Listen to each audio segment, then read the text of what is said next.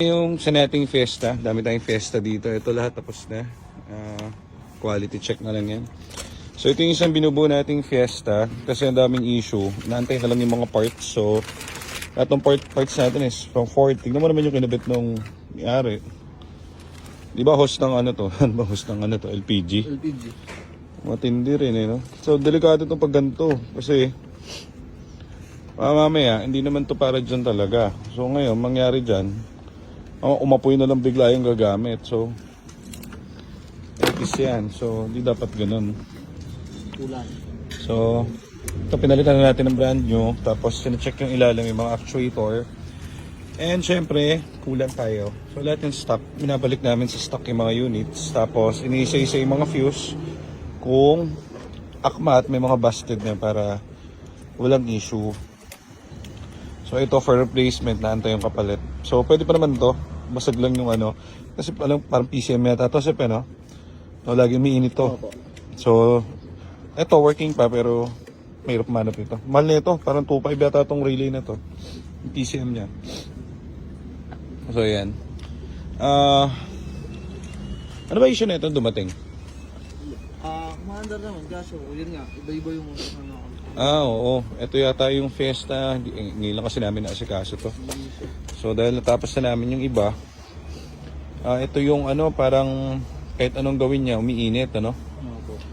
So, upon checking, kaya umiinit kasi nga kung ano yung mga pinagkakabit nung unang tumingin ng mechanic niya. Ito ba yung papalitan? Tapos, ito, papalitan din natin kasi marupok na.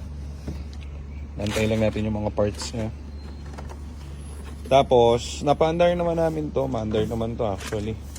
Sablay-sablay lang. Kasi, dahil nga dun sa mga nakakabit na parts, parang di mo alam kung tinipid o ano. So, hindi maganda pag tinitipid nyo yung kotse kasi mas malaki yung damage yun kapag inabutan sa inyo ng overheat. So, dapat dyan talagang pagagawa nyo na rin. Sayang yung labor dun sa gumagawa. Di pagawa nyo na ng todo. Gusto na yung bago natin battery, binili natin ng bagong battery.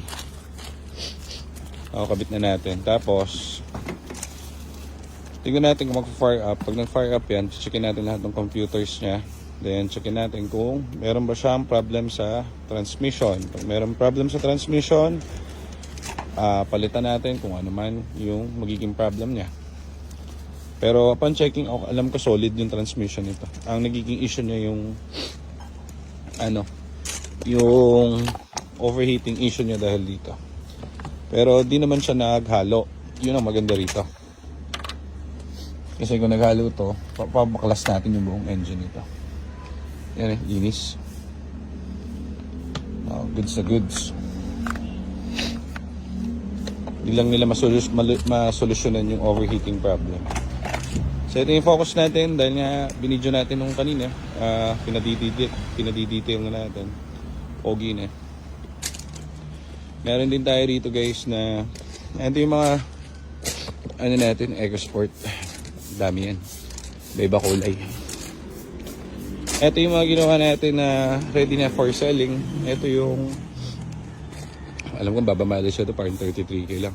Pero ito ang pinakasariwa. Dahil ito, yung na-video natin ito nakaraan, tinakbo 22,000 km. Kaso lang, na-detect na namin yung sira nito. Kaya hindi maayos-ayos nung may-ari.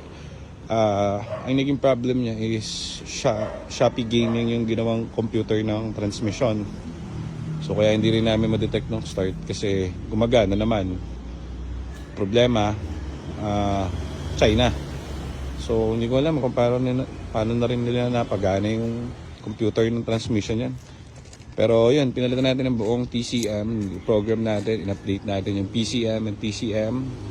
All goods. Tapos nag-change na rin tayo ng gear oil niya kasi matagal itong hindi nagamit. Sunday car kasi nila sir to. Tapos ito, all goods na to. Ito dumating na isang araw sedan. Kulang lang tayo ng mga magte-test drive na unit. So, pa-test drive muna natin yung mga yan. Itong dalawa ready. Meron din tayong mga 2014. Ayun pang maroon.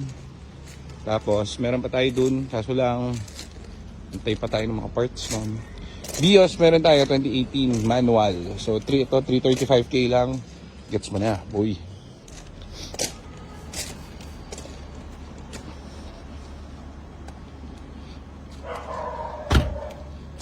ano na eh. So, yun muna. Checkin muna natin yung mga relay. Tapos, update natin kayo.